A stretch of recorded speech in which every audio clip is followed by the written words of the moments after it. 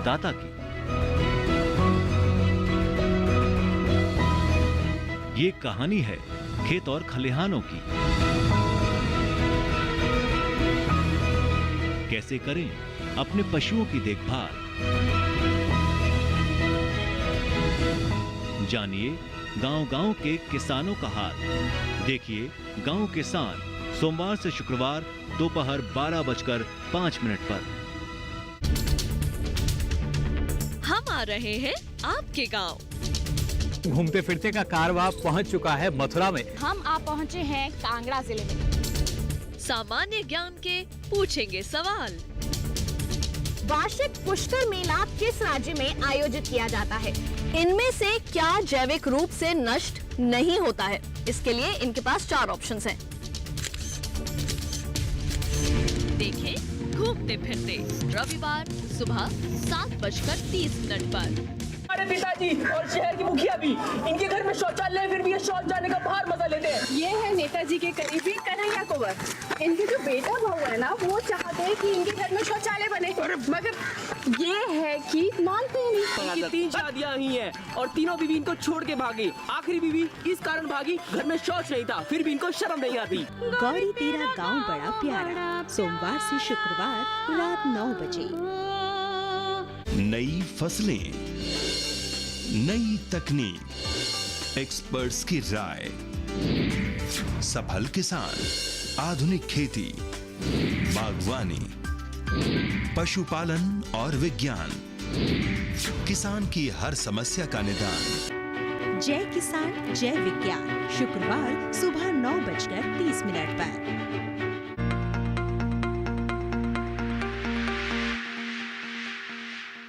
आजकल तो फल के नाम पर सब जहर खा रहे हैं, इसीलिए मैंने सोचा कि जहर मुक्त खेती ही करूंगा। उसी वजह से मैंने ऑर्गेनिक बगीचा ही खोला है। लेकिन इस जैविक उत्पादन में मुझे जितना दाम मिलना चाहिए था उतना मिला नहीं। मैं एक सचेतन नागरिक होने के नाते ये काम कर रहा हूँ। हमारे यहाँ जब लोग बीमार पड़ते हैं तभी फल खाना शुरू कर देते हैं, वो भी जहर मुक्त नहीं है। इसलिए मैंने अपना फायदा ना सोचते हुए ये खेती शुरू की, और वही वजह है कि मैंने ऑर्गेनिक बागीचा लगाया। हेमन और उनके साथी केले की बगीचा को दिन रात अपने बच्चों की तरह प्यार के नजर से देखते हैं। वो अपने घर में ही वर्मी कंपोस्ट यानी केचू खाद उत्पादन करते हैं और उसी जैविक खाद से ही खेती करते हैं।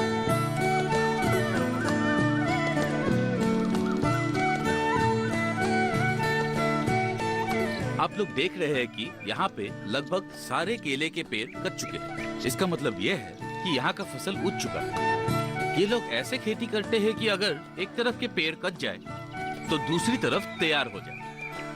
अगर 1 बीघा जमीन पर इस केले की खेती करूं तो वहाँ 250 से 300 केले के पौधे आते हैं।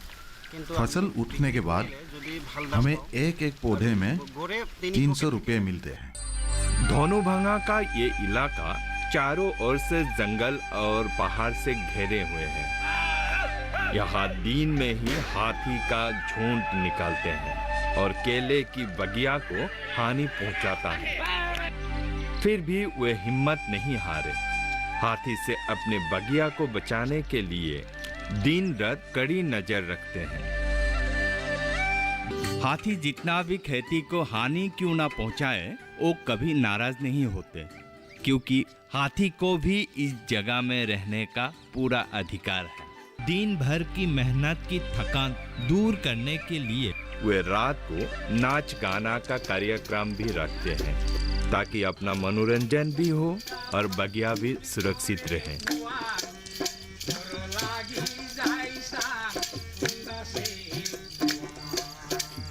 वाह वाह वाह वाह वाह, बहुत खूब बहुत खूब बहुत खूब बहुत खूब। सुबह सूरज निकलने के साथ साथ आप लोग काम पे लग जाते हैं। दिन भर इतना परिश्रम करते हैं, गश्त करते हैं और रात को चांद निकलने के साथ साथ मदमस्त होकर नाचते हैं, गाते हैं, हंसते हैं, मुस्कुराते हैं। तो मैं हमेशा यही चाहूंगा कि आप लोग ऐसे ही हंसते रहे, मुस्कुराते रहे, नाचते रहे और ऐसे ही भारत और असम का नाम कृषि क्षेत्र में उजाले की ओर लेके जाए। होमेन राभा को असम के कृषि विभाग से 2017-18 साल के लिए एक उद्यमी किसान के तौर पर सम्मानित किया गया है। उनको सरकार की तरफ से राजस्थान भेजा गया था।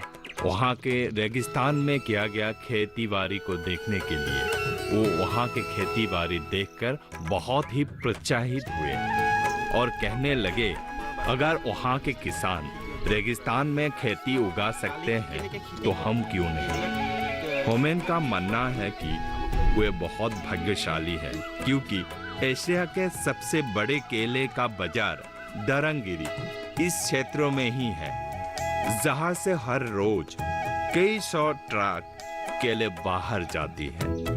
वेजिटेबल ग्रोअर्स सोसाइटी जैसा उद्यमी दल, होमेन राभा जैसा किसान कृषि क्षेत्र में आगे बढ़ते रहे तो हमारे किसानों को हौसला मिलता रहेगा। अगर हिम्मत और लगन के साथ ये किसान आगे बढ़ते रहेंगे तो अपना सीना फुलाकर कह सकेंगे, हम किसान हैं, हम भी देश की शान हैं, हम भी देश की मान और सम्मान हैं।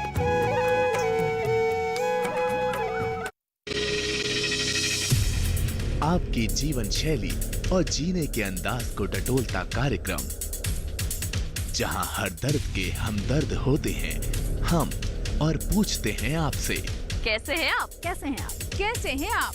जीवन को एक नए अंदाज से जोड़ता एक ज्ञानवर्धक कार्यक्रम, कैसे हैं आप? रविवार सुबह 10:05 पर। हमारे पिताजी और शहर की मुखिया भी, इनके घर में शौचालय है, फिर भी ये शौच जाने का बाहर मजा लेते हैं। ये है नेताजी के करीबी कन्हैया कुंवर। इनके जो बेटा बहू है ना, वो चाहते हैं कि इनके घर में शौचालय बने, मगर ये है कि मानते ही नहीं। इनकी 3 शादियां हुई हैं और तीनों बीवी इनको छोड़ के भागी। आखिरी बीवी इस कारण भागी, घर में शौच नहीं था, फिर भी इनको शर्म नहीं आती। गौरी तेरा गांव बड़ा प्यारा, सोमवार से शुक्रवार रात 9 बजे। जानकारी जो किसानों के लिए हो लाभकारी, समस्याओं पर पड़ेगा समाधान भारी, कृषि की हर बात का ख्याल, कब कैसे की जाए बेहतर देखभाल, जानिए विशेषज्ञों के साथ, देखिए खेत खलिहान, सोमवार से शुक्रवार सुबह 7 बजे डीडी किसान पर।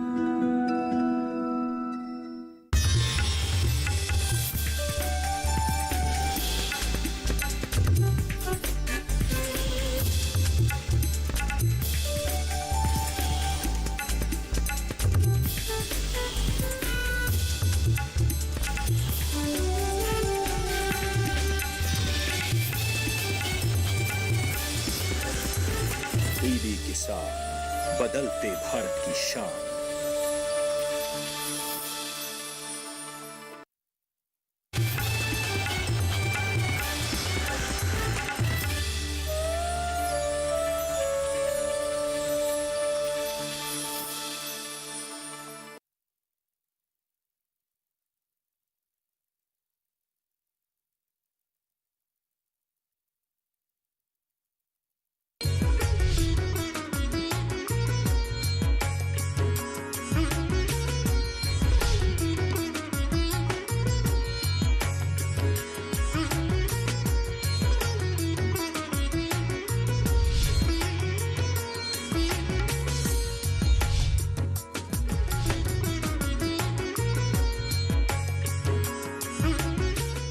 नमस्कार, आप देख रहे हैं दूरदर्शन किसान कृषि दर्शन कार्यक्रम में आप सभी का स्वागत है। मैं हूं अदिति शर्मा। किसान भाइयों बहनों, कृषि दर्शन कार्यक्रम में हमेशा की तरह आपके लिए लेकर आए हैं हम हमारे तीनों सेगमेंट्स, विज्ञान और किसान, कृषि, स्टार्टअप और फार्मिंग इंडिया। तो फिर आइए आज के कार्यक्रम की शुरुआत करते हैं, देखते हैं क्या कुछ खास है आज के हमारे इस अंक में।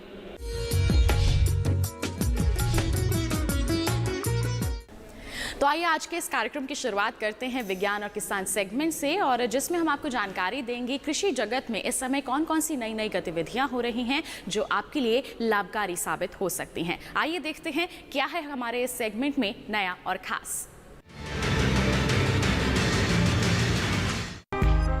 कोविड-19 से बचने के लिए मछली पालन में लगे लोगों को कुछ खास बातों का ध्यान रखने की जरूरत है। वे बार बार हाथों को साबुन से धोएं और हाथों को साफ रखें। कम से कम दल के साथ मत्स्यन करें और मछली पकड़ने के लिए लंबी यात्राएं ना करें। व्यक्तिगत साफ सफाई बनाए रखें। काम करते समय मुंह पर मास्क जरूर लगाएं और हाथों में दस्ताने पहने। मत्स्यन गियर को साफ रखें। काम के दौरान एक दूसरे से उचित दूरी बनाए रखें और भीड़ भाड़ से बचें। वहीं मत्स्यन बंदरगाह संचालन के दौरान लोडिंग और अनलोडिंग कर्मचारियों को सीमित करें। वाहन और उपकरणों को कीटाणु रहित रखें। समुद्री खाद्य प्रसंस्करण संयंत्र के लिए सलाह है कि वे श्रमिकों और आगंतुकों की संख्या को सीमित करें। भोजन संपर्क सतह और फर्श की लगातार सफाई करते रहें। वहीं मत्स्यन संचालन में लगे मछुआरे मत्स्यन दल को साबुन और पानी से हाथ धोने या अल्कोहल आधारित हैंड सैनिटाइजर से हाथ रगड़ने की सलाह दे। मछली या बर्फ पर खांसे, छींके या थूके नहीं। इसके अलावा डेक, मत्स्यन गियर और उपकरण को डिटर्जेंट या कीटाणु शोधक के साथ धोए। गेट पर तापमान आकलन सुविधा उपलब्ध कराएं और ये सुनिश्चित करें कि सभी चालक दल स्वस्थ हों और किसी में भी फ्लू वाले लक्षण नहीं हो।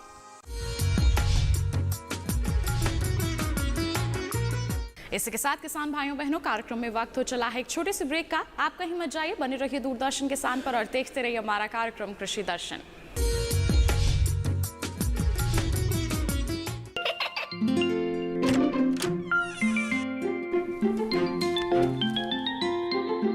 ये क्या हो रहा है? काशवी, इतने कम मार्क्स?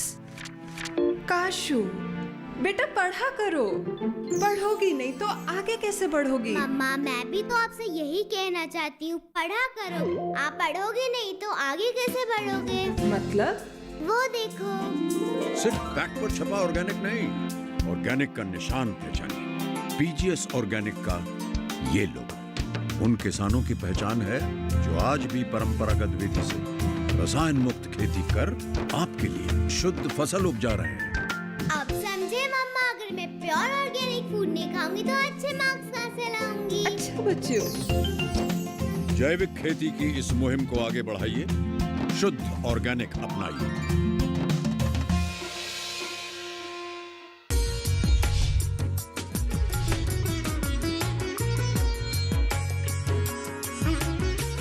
ब्रेक के बाद दूरदर्शन किसान के कृषि दर्शन कार्यक्रम में किसान भाइयों बहनों आप सभी का फिर से स्वागत है। अब कार्यक्रम में वक्त है कृषि स्टार्टअप सेगमेंट का, जिसमें हम आपको दिखाते हैं सफल किसानों की सफलता की दास्तान, ताकि आप लोग उनसे प्रेरित हो सकें और अपनी खेती किसानी को और भी अधिक उन्नत बना सकें।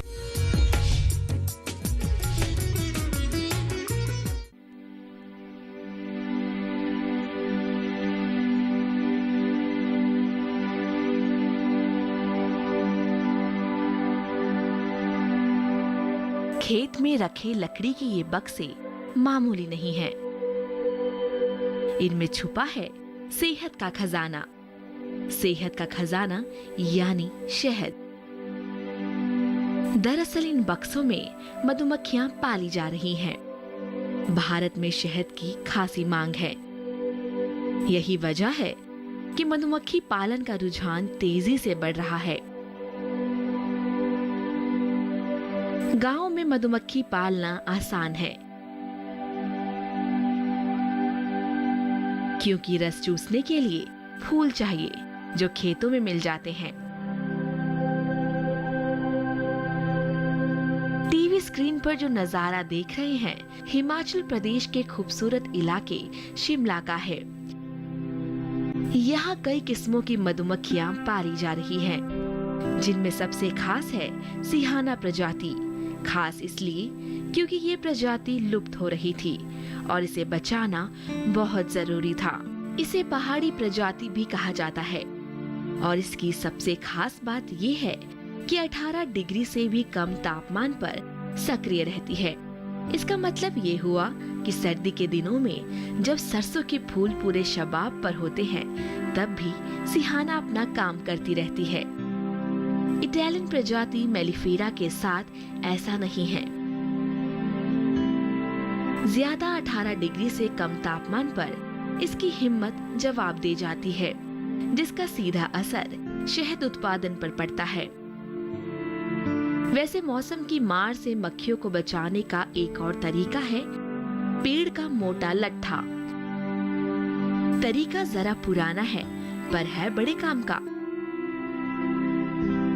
मेलिफेरा से ज़्यादा काम जो है ये सिराना हमारी बहुत एक्टिव है और बहुत ज़्यादा काम करती है। जैसे सर्दी का मौसम हो, ठंडा मौसम हो, जैसे पॉलिनेशन का टाइम आता है, जिस टाइम पॉलिनेशन टाइम आता है उस टाइम भी जो है ये तेज़ी से काम करती है। अगर ठंडा भी है, ठंडे मौसम के 18 डिग्री से नीचे का टेम्परेचर 14-15 डिग्री तक ये जो है काम कर जाती है। मेलिफेरा जबकि 18 डिग्री से ऊपर ही काम करती है, जो इटालियन बीज है। मधुमक्खी पालन कामयाब व्यवसाय का रूप ले रहा है। बहुत से लोग इस काम से सालाना 25 से 30 लाख रुपए तक की आमदनी ले रहे हैं। मधुमक्खियों से सिर्फ शहद ही नहीं मिलता, बल्कि मोम, बी पॉलन, रॉयल जेली और मधुविष भी लिया जा सकता है। लाजवाब औषधि गुणों के कारण बी पॉलन के अच्छे दाम मिल जाते हैं। कमाल की बात यह है कि इसे हासिल करने के लिए अतिरिक्त मेहनत की जरूरत नहीं। बक्सों में मधुमक्खियों के प्रवेश द्वार पर छोटा सा ट्रैप लगा दीजिए। बी पॉलन अपने आप इकट्ठा होता रहेगा। लास्ट ईयर हमने ये पोलन ट्रैप लगाए थे, अब ये दोबारा शुरू कर दिए हैं पोलन ट्रैप लगाने। इस तरह से हम पोलन ट्रैप फिट कर देते हैं और इससे पोलन एक्सट्रैक्ट होता है, जो हम पोलन इकट्ठा करते हैं और इस तरह से पोलन इकट्ठा हो जाएगा इनके शरीर से। और ये पोलन मार्केट में जो है 4 से 5 हज़ार रुपये किलो बिकता है, जो कि बहुत कम इसका प्राइस है। और बाहर जो दूसरे देशों में जब जाता है तो इसका प्राइस और ऊंचा हो जाता है। और ये पोलन डिस्पेंसर है। पोलन डिस्पेंसर इस पर हमने इस साल पहला जो ये पोलन डिस्पेंसर मैंने लगाया है पूरे इंडिया के अंदर, ये नॉनी यूनिवर्सिटी से हमारे को जो है सपोर्ट किया था डॉक्टर हरीश शर्मा ने, और केवीके के थ्रू और हॉर्टिकल्चर के थ्रू हमने काफ़ी सारे कैंप किए यहाँ पर अपने एरिया में और लोगों को समझाया कि पोलन डिस्पेंसर क्या है, इससे फसल किस तरह से दुगनी होगी। तो ये भी हमने पोलन इसमें एंथर जो है पॉलिनाइजर वैरायटी के डाले और उससे जो है मधुमक्खियों के पैरों में जब मधुमक्खियाँ बाहर निकलती है तो पोलन डिस्पेंसर पे पोलन ग्रैन छूकर ही निकलती है पॉलिनाइजर वैरायटी का, कि जिस भी वैरायटी में जाए तो अच्छा पॉलिनेशन हमारे को मिलता है, अच्छी फसल जो है हमारे को मिल जाती है सेब से।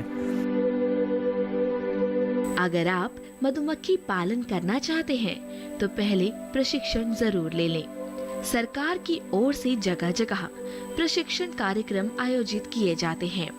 बहुत से कृषि विज्ञान केंद्रों में भी प्रशिक्षण की सुविधा उपलब्ध है। उसके बाद जैसे जैसे समय बीतता जाएगा आप इस काम की बारीकियां सीखते जाएंगे, साथ ही जोखिमों से बचने का हुनर भी। मिसाल के तौर पर रिंगल यानी वॉस्प कीट को ही ले लीजिए। ये मधुमक्खियों का शत्रु है जो कॉलोनी से बाहर निकली रानी मक्खी को पकड़कर खा जाता है। इस पर लगाम लगाने के लिए आपको वॉस्प ट्रैप बनाने की कला आनी चाहिए। जो ये बनाया हमने, ये इसमें एप्पल विनेगर, आधा कप एप्पल विनेगर का है और 2 कप चीनी के हैं और 2 कप पानी है। इन तीनों को जो है मिक्स करके एक घोल बनाना है और आधा केले का छिलका इसमें डालना है। उसके बाद जब ये बन जाता है तो इसकी तरफ ये जो है एक लिक्विड फीड इस तरह की बन जाती है। अट्रैक्ट करता है एप्पल विनेगर। मार्च अप्रैल में कुछ भी बाहर सड़ा गला नहीं होता है फल फ्रूट, जो कि रिंगल को चाहिए होता है, तो वो इसकी तरफ अट्रैक्ट होता है। सड़ी हुई जो इसको एक स्मेल मिल जाती है, उसके पीछे ये आते हुए ट्रैप में आता है। और जो क्वीन है मैन, उस टाइम उसकी एक क्वीन फाड़ा तो एक क्वीन मारी तो एक छत्ता जो है हमारा ख़त्म हो गया। एक क्वीन से एक छत्ता ख़त्म हो गया है। तो उस तरह से ये क्वीनें इसकी तरफ अट्रैक्ट होती है और इसके अंदर जो है विनेगर पड़ा है, विनेगर से अट्रैक्ट होकर इसके अंदर गई और उसके बाद ये जो है ख़त्म हो जाती है। शहद उत्पादन में रानी मक्खी का अलग ही रुतबा है। एक कॉलोनी में हजारों मधुमक्खियों के बीच रानी केवल एक ही होती है और यही पूर्ण रूप से मादा है। अंडे देने का काम इसी का है। बाकी मक्खियों से आकार में बड़ी होने की वजह से आसानी से पहचानी जा सकती है। इन मधुमक्खियों को गौर से देखिए, पीले धब्बे वाली मक्खी ही रानी है। शहद इकट्ठा करने की जिम्मेदारी श्रमिकों पर होती है। अगर रानी मक्खी मर जाए या कॉलोनी छोड़कर चली जाए तो शहद उत्पादन नहीं हो पाएगा। आज हमारे वैज्ञानिकों ने ऐसी रानी मक्खी इजाद कर ली है जो कॉलोनी छोड़कर नहीं जाती। आप चुनिंदा कॉलोनियों में अलग से रानी मक्खी पाल सकते हैं। अच्छी क्वालिटी नई रानियों में आनी चाहिए कि वो यहाँ से घर छोड़कर भी ना भागे, और कुछ और जो कमियां हैं वो बीमारियों से बचने वाली मधुमक्खियाँ, जो इस तरह की मधुमक्खियाँ जैसे हमारी सिलेक्टेड कॉलोनी है, इसी से हमने रानियाँ बनानी है। तो इसके लिए हमारे पास इस तरह के जो है अपने पास इक्विपमेंट चाहिए। हम इस तरह से नई रानियाँ तैयार करते हैं। ये हमारी नीडल है, इसे हम लार्वा जो है ग्राफ्ट करके उससे लार्वा लेकर इसमें हम इसको एंटर करते हैं और उसके बाद क्वीनलेस बॉक्स में देकर नई रानियाँ तैयार करते हैं। जो नई रानियाँ तैयार होती हैं उसको उसके बाद क्वीन केज में रखा जाता है बंद करके, और उसके बाद उसको जब हम कोई नई कॉलोनी, अच्छी कॉलोनी जब हमने बनानी है, मल्टीप्लाई करनी है, तो उसको अच्छी क्वीन जो है हम यहाँ से देते हैं। अच्छी क्वीन देने के बावजूद जो है उसमें वो क्वालिटी आती है जो कि पिछले कॉलोनी में जो हम देखते हैं 2-3 साल से अच्छा काम कर रही है, अच्छा शहद हमारे को दे रही है, अच्छा जो है वो काटती भी कम है और जो है वो भागती भी कम है, और इस तरह की जो बीमारियां भी हैं उनमें कम है। इस तरह की क्वीनें हम तैयार करते हैं, और इस तरह से जो अच्छी क्वीन तैयार करने के बावजूद जो है उसको इस केज में रखते हैं। केज में रखने के बाद हम उसमें जो है बॉक्स में जो नई मधुमक्खियाँ हैं उनको दे देते हैं ताकि वो उसको जो है मार ना सके। इसके अंदर रखते हैं 24 घंटे के लिए। 24 घंटे में जब वो अपने फिरामोन छोड़ देती हैं तो वो मधुमक्खियाँ उसको एक्सेप्ट कर देती हैं। तो एक्सेप्ट करने के बाद इसको खोल दिया जाता है और क्वीन जो है उसके बाद उसमें काम करना शुरू कर देती है और वो उसका नया परिवार बन जाता है। इस तरह से जो है मल्टीप्लाई का काम हम करते हैं। मधुमक्खी पालन साफ सुथरा काम है और शारीरिक मेहनत वाला भी नहीं है। हाँ, आपको थोड़ा हुनरमंद बनना पड़ेगा। मेहनत का काम मधुमक्खियों पर छोड़ दीजिए। वो दूर दूर से फलों का रस लाएंगी और शहद तैयार करेंगी। आपको बस निगरानी रखनी है।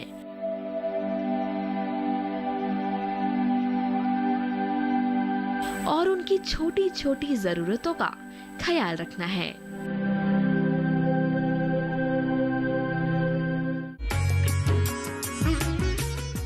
इसी के साथ कार्यक्रम में वक्त हो चला है एक और छोटे से ब्रेक का। आप कहीं मत जाइए, बने रहिए दूरदर्शन किसान पर और देखते रहिए हमारा कार्यक्रम कृषि दर्शन।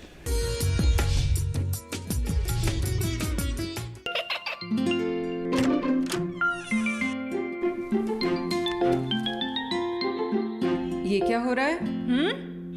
काशवी, इतने कम मार्क्स? काशू बेटा पढ़ा करो, पढ़ोगी नहीं तो आगे कैसे बढ़ोगी? मम्मा, मैं भी तो आपसे यही कहना चाहती हूँ, पढ़ा करो। आप पढ़ोगे नहीं तो आगे कैसे बढ़ोगे? मतलब? वो देखो, सिर्फ बैक पर छपा ऑर्गेनिक नहीं, ऑर्गेनिक का निशान पहचानिए। पीजीएस ऑर्गेनिक का ये लोगो उन किसानों की पहचान है जो आज भी परंपरागत विधि से रसायन मुक्त खेती कर आपके लिए शुद्ध फसल उपजा रहे हैं। अब समझे मम्मा, अगर मैं प्योर ऑर्गेनिक फूड नहीं खाऊंगी तो अच्छे मार्क्स कहाँ से लाऊंगी? अच्छा बच्चों, जैविक खेती की इस मुहिम को आगे बढ़ाइए, शुद्ध ऑर्गेनिक अपनाइए।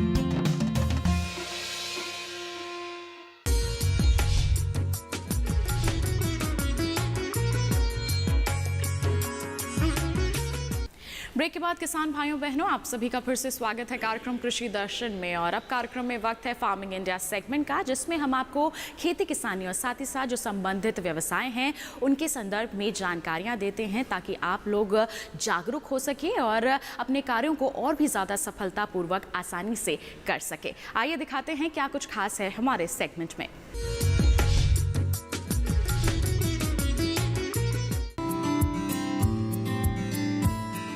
फसलों पर अखिल भारतीय समन्वित अनुसंधान परियोजना के तहत भागीदारी मोड के माध्यम से लिटिल अंडमान के जनजातीय गांव हरमिंदर खाड़ी में कंद फसल आधारित खेती प्रणाली पर वैज्ञानिक ज्ञान प्रदान करने के लिए एक प्रयास शुरू किया है।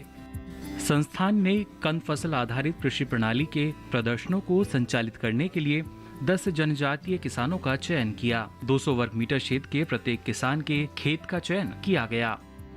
चयनित किसान को प्रशिक्षण के माध्यम से कंद फसल आधारित कृषि प्रणालियों के बारे में जागरूक किया गया और जिमीकंद, अदरक, गुइयां अथवा अरबी की रोपण सामग्री के साथ 3 से 4 महीने की उम्र के 3 शूकर के बच्चों की आपूर्ति की गई। फसलों को मई माह में लगाया गया था और रोपण के 8 महीने बाद काटा गया था। फसलें प्राकृतिक खेती के तरीकों के तहत बिना किसी अतिरिक्त खाद और उर्वरक के उगाई गईं। कंद फसल आधारित कृषि प्रणाली के परिणाम स्वरूप सकल और शुद्ध लाभ साथ साथ अनुपात में भी वृद्धि हुई। 6 बागानों में और प्रदर्शन किए गए, जिसमें 0 से 2 हेक्टेयर क्षेत्र शामिल थे। ये प्रदर्शन ट्यूहेट में किए गए, जिसका अर्थ है एक ऐसा संयुक्त परिवार कृषि प्रणाली जहां समुदाय के स्वामित्व वाली भूमि पर संसाधनों और उत्पादों को साझा किया जाता है।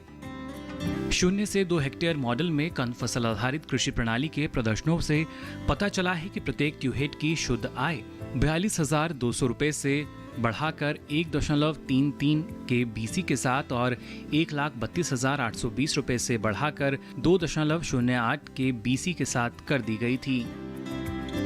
उनकी पारंपरिक प्रणाली में 295 कार्य दिवस प्रति हेक्टेयर की तुलना में कंद फसलों पर आधारित कृषि प्रणाली में रोजगार सृजन का अनुमान 510 कार्य दिवस प्रति हेक्टेयर लगाया गया था, जो रोजगार सृजन में हुई वृद्धि को दर्शाता है।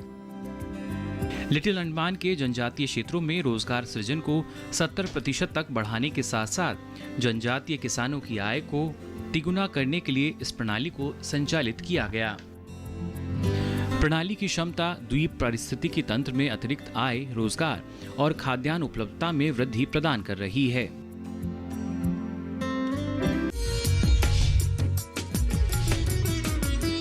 किसान भाइयों बहनों, खेती किसानी में ज़रूरी हो जाता है कि हमें मौसम की जानकारी हो और साथ ही साथ जब हम मंडियों का रुख कर रहे हैं अपनी उपज की बिकवाली के लिए, तो मंडी भाव के बारे में पता होना भी उतना ही ज़रूरी है। तो आइए आपको बताते हैं मौसम के हाल और मंडी भाव के बारे में।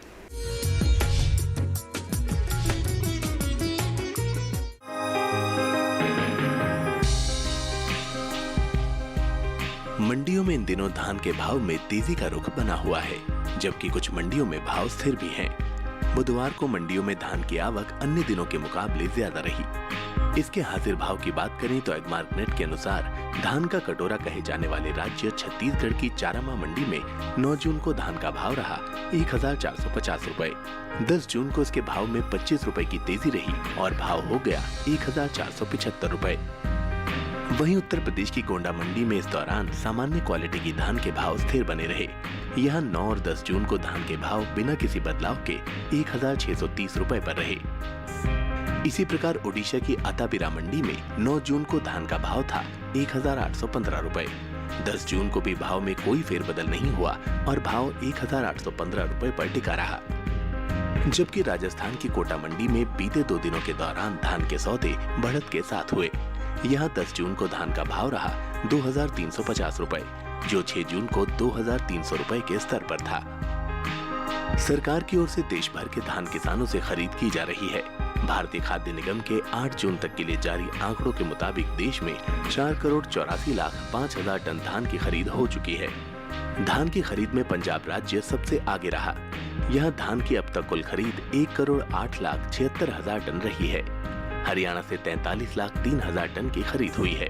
धान का कटोरा कहे जाने वाले राज्य छत्तीसगढ़ से 42,46,000 टन धान खरीदी गई है।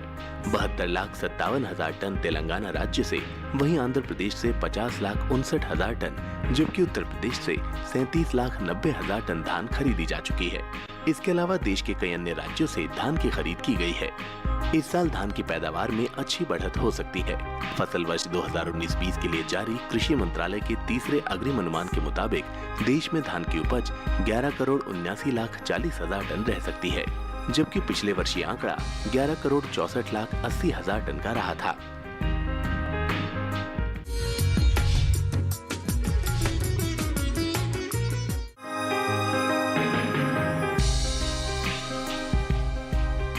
मंडियों में बुधवार को चने की आवक सीमित रही।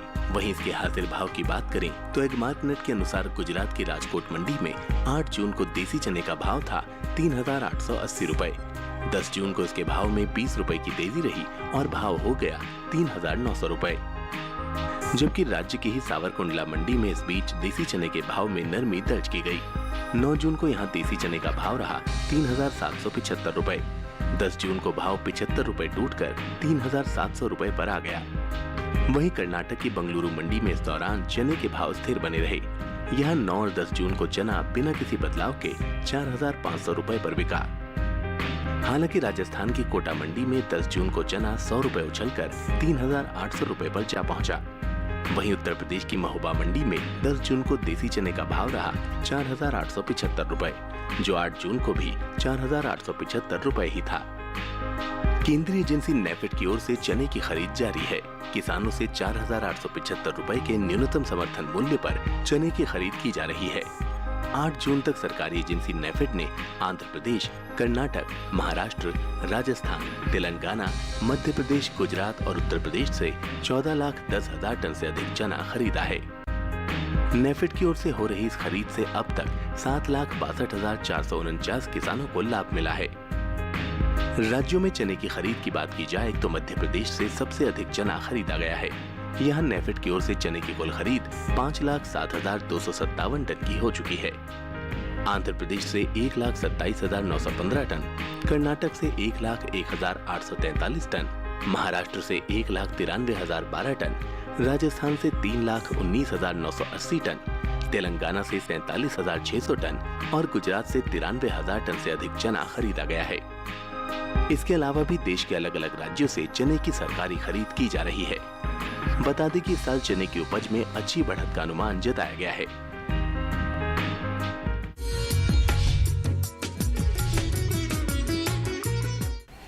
इसके साथ किसान भाइयों बहनों, आज के हमारे इस अंक में बस इतना ही। उम्मीद है कि आज के कार्यक्रम में दी गई जानकारी से आप जरूर लाभान्वित होंगे। अगले अंक में आपसे करेंगे मुलाकात। तब तक के लिए हमें दीजिए इजाजत। आप बने रहिए दूरदर्शन किसान पर। नमस्कार।